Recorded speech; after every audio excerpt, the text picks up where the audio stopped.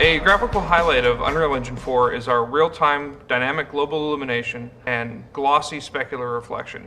So these objects that you see, the statues, as they change their state from a diffuse material to a specular, they not only change the way light bounces, but they also change the color of the light bouncing around in the scene.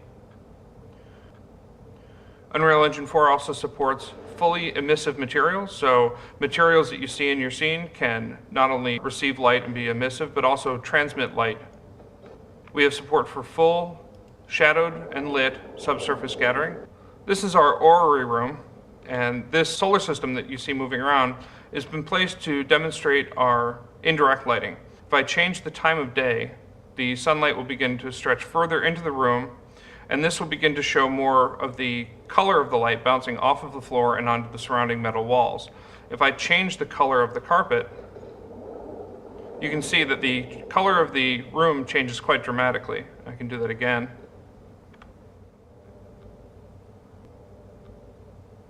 There we go. Now if I were to say, grab my spotlight planet here and use it to illuminate my room, as I move it around, it illuminates different elements of the scene, which then bounce their colored light on every aspect of the scene correctly. You can even see the reflection of the different floor colors on this sphere itself.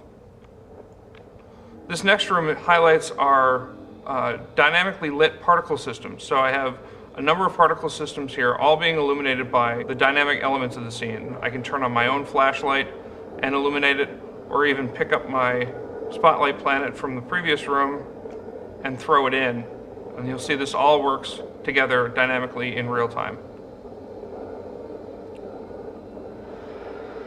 So for example, this room has over 1 million particles in it alone in various different elemental styles. I have fire and ice, obviously, with very different effects. And then I have a final magic effect, and this effect is demonstrating our vector displacement fields, which can be dynamic and fully interactive. So I have a vector field on this object, and as I move it around, it displaces the particles as it travels through them. And I can even turn it off and have it all wisp away. So if the windows were to suddenly close, my scene becomes dark, my eye adaptation will adapt the focus exposure, and then if the floor were to collapse, I have bright elements on my scene, so my lens flares are back, and it's all, again, fully dynamic and fully real-time. You can see the light changes quite dramatically.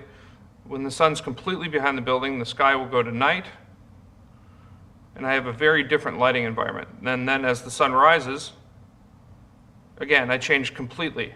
Now, the most impressive thing about this entire demonstration is that for the entire thing, I've been in the editor the entire time. At any point I can come out of our immersive mode and go right back into my tools.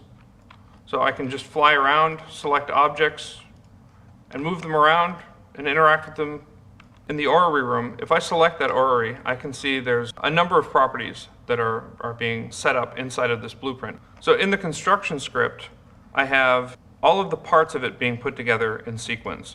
And then I reach the sequence split, which creates each planet individually. Each one of these lines represents an individual planet.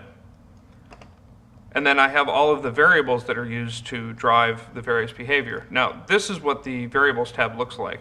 If I dock this here, you can see there's quite a few of them. But all of these can be categorized and given custom names. But now I'm going to use simulate. And simulate plays the game, but doesn't put me in it. So now I'm still in the editor. I have complete control over my tools. I can see properties for any object. I can select the various elements in my scene.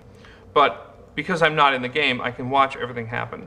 And then at any point, I can click possess and become part of the game and begin interacting with my game as a player. So one last thing I'm going to show off.